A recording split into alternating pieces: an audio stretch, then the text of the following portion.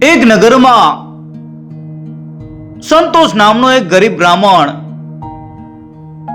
પોતાની પત્ની શકુંતલા સાથે રહેતો હતો. સંતોષ મહેનતુ હતો અને ધીમે ધીમે પૈસા કમાયો. જેમ જેમ પૈસા આવતા ગયા તેમ તેમ તેનો અને એની પત્ની શકુંતલાનો લોભ વધતો ગયો. પેલા સંતોષ કહેતો કે પૈસા તો હાથનો મેલ છે, આવે છે ને જાય છે, પણ હવે તે પૈસા બચાવવા લાગ્યો. દાન ધર્મ કરતો, સાધુ સંતોની સેવા કરતો, પણ ભગવાનમાં એની શ્રદ્ધા ઓછી થતી ગઈ. એક સાંજે એક સંત સંતોષના ઘરે આવ્યા. તે હરિદ્વારની યાત્રા ઉપર નીકળ્યા અને રાતવાસો કરવા જગ્યા જોતી હતી. સંતોષનું હૃદય ભક્તિથી ભરાઈ ગયું. તેણે મહાત્માનું ખૂબ જ સ્વાગત કર્યું અને એમને સ્વાદિષ્ટ ભોજન કરાયું. આખી રાત વાતો ચાલુ રહી. સંતોષે પૂછ્યું કે મહાત્મા, તમે સંત કેવી રીતે બન્યા? મહાત્માએ કહ્યું કે હવે હું વૃદ્ધ થઈ ગયો છું અને બાળકોને બધું વેચીને તીર્થયાત્રા ઉપર નીકળો છું. સંતોષે પૂછ્યું કે શું તમે બધા પૈસા બાળકોને આપી દીધા કે થોડાક તમારી પાસે રાખ્યા? મહાત્માએ કહ્યું, મારી આ લાકડી અંદરથી પહોંચી છે, તેમાં 400 સોનામોરો છે.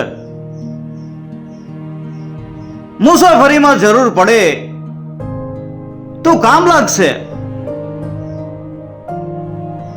આટલું કહીને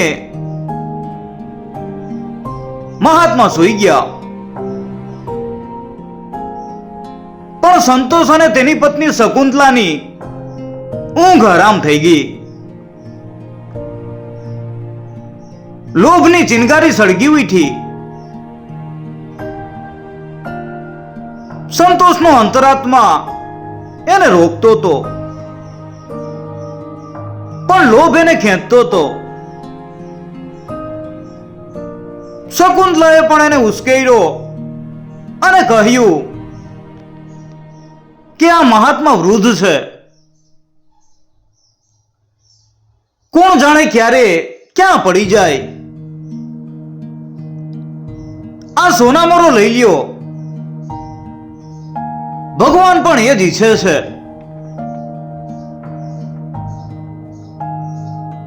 છેવટે લોભે ધર્મને હરાવ્યો.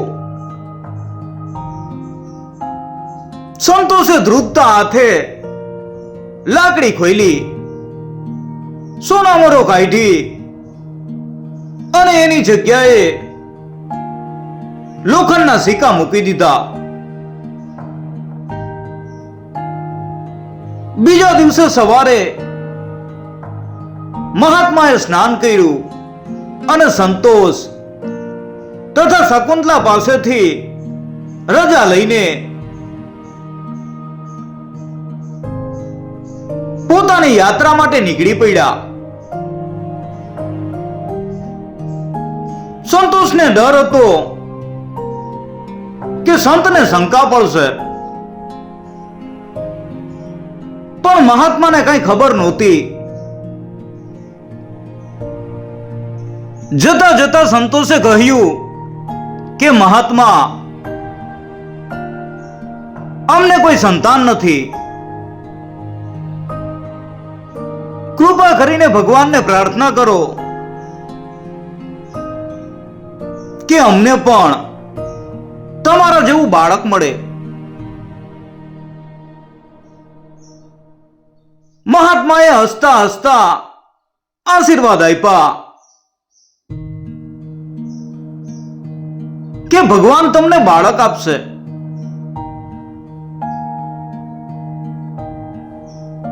મહાત્માના જવાથી સંતોષના માથા ઉપરથી મોટો બોજ ઉતરી ગયો.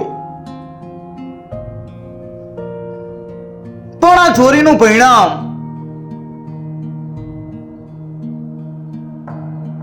ભવિષ્યના પડદા પાછળ શાંતિથી છુપાયેલું હતું.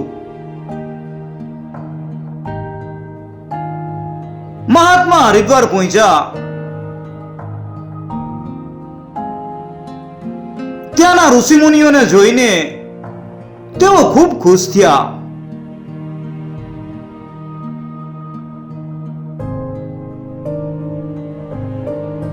તેમણે બધા યાત્રાળુઓને ભોજન દાન કરવાની ઈચ્છા વ્યક્ત કરી. રસોઈયાએ કહ્યું કે આ માટે લગભગ 300 સોનામોરો જોશે.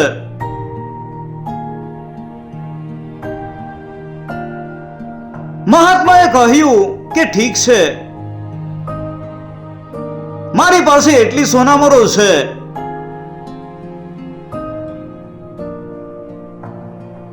બીજા દિવસે ધામધૂમથી અન્નદાન, વસ્ત્રદાન અને ભોજન કરાવવામાં આવ્યા. બધા લોકો મહાત્માની પ્રશંસા કરવા લાગ્યા.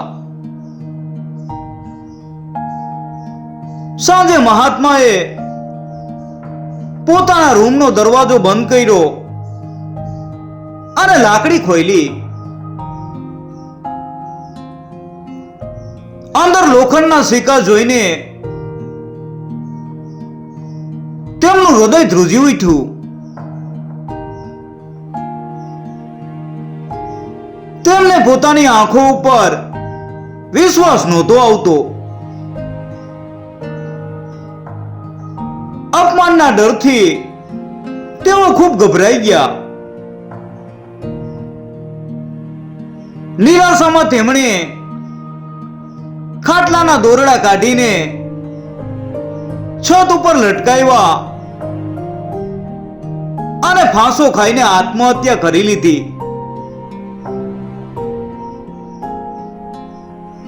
થોડાક સમય પછી આ વાત બધે ફેલાઈ ગઈ. એ જ રસોઈયાએ મહાત્માના અંતિમ સંસ્કાર કર્યા. મહાત્મા મૃત્યુ પામ્યા, પણ એમના આશીર્વાદ જીવંત હતા. એક જ વર્ષમાં બ્રાહ્મણ સંતોષના ઘરે એક પુત્રનો જન્મ થયો. સંતોષ ખુશ હતો. તેમણે બાળકનું નામ સંકેત પાડ્યું. સંકેત ખૂબ જ સારો, ધર્મનિષ્ઠ અને હોશિયાર હતો. લોકો કહેતા કે તે પોતાના પરિવારનું નામ રોશન કરશે. આ સાંભળીને સંતોષ ખુશ થતો, પણ ક્યારેક જ્યારે એને પોતાની છોરી યાદ આવતી ત્યારે એને ડંખ લાગતો. તેણે ચોરેલી 400 સોનામોરો લાલ કપડામાં બાંધીને એક બોક્સમાં રાખી અને મહાત્માને પાછી આપવાનું નક્કી કર્યું. પણ તે મહાત્માને શોધી શક્યો નહીં. સમય વીતતો ગયો. સંકેત 21 વર્ષનો થયો. તે સમયે તે એક બીમારીથી પીડાતો હતો. તેની સારવારમાં ઘણા પૈસા ખર્ચાતા હતા. એક દિવસ સંતોષ પોતાની પત્ની શકુંતલા અને પુત્ર સંકેત સાથે હરિદ્વાર ગયો. ત્યાં સંકેતનું વર્તન સંત જેવું થઈ ગયું. તે સાધુઓની સંગતમાં દિવસો વિતાવતો અને ગરીબ દુખી લોકોને મદદ કરતો. આ જોઈને સંતોષ ચિંતિત થતો, પણ સંકેતનો ચહેરો જોઈને તેનો બધો ગુસ્સો શાંત થઈ જતો. એક સાંજે સંકેત ભજન ગાતો ગાતો આશ્રમમાં પાછો ફરી રહ્યો હતો. ત્યારે રસ્તામાં તેને એક વૃદ્ધ માણસ રડતો મળ્યો. સંકેતે પૂછ્યું કે ભાઈ, તું કેમ રડે છે? વૃદ્ધે કહ્યું કે મારા ધંધામાં નુકસાન થયું છે અને માથા ઉપર ઘણું દેવું છે. આત્મહત્યા સિવાય બીજો કોઈ રસ્તો નથી. એટલે સંકેતે પૂછ્યું કે કેટલા પૈસા જોઈએ છે? એટલે વૃદ્ધે કહ્યું કે લગભગ 400 સોના મોરો. સંકેત થોડીક વાર ચૂપ રહ્યો. પછી તેણે કહ્યું, ચિંતા ન કરો, તમે ગંગા કિનારે મારી રાહ જુઓ, હું જલ્દી પાછો આવું છું. સંકેત દોડતો દોડતો આશ્રમમાં પાછો ગયો. તેના માતા પિતા બહાર ગયા હતા. તેણે ટકનું તાળું તોડ્યું. લાલ કપડામાં બાંધેલી 400 સોનામોરો કાઢી અને વૃદ્ધ માણસને આપી દીધી. મિત્રો, દરેક વ્યક્તિએ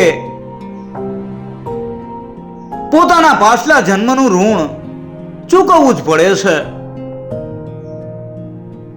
તે વૃદ્ધ બાબા એ જ રસોઈયા હતા જેમણે મહાત્મા માટે ભોજનનું આયોજન કર્યું હતું. અને સંકેત એ જ મહાત્મા હતો જેનો જન્મ સંતોષના ઘરે થયો હતો અને તે પોતાનું દેવું ચૂકવવા પાછો ફર્યો હતો. જ્યારે સંકેત પાછો આવ્યો ત્યારે તેના મનમાં એક અદ્ભુત શાંતિ હતી. જાણે કે તેનો જન્મ આ કાર્ય પૂર્ણ કરવા માટે જ થયો હતો. પછી એની બીમારીએ એનો જીવ લઈ લીધો.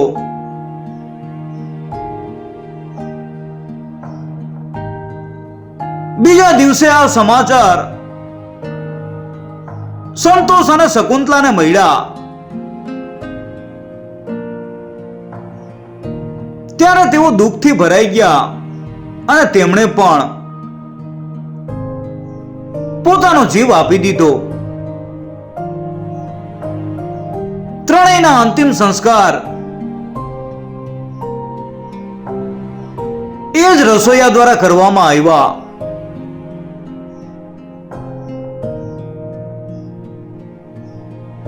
જ્યારે ત્રણેયના આત્મા યમરાજના દરબારમાં પહોંચ્યા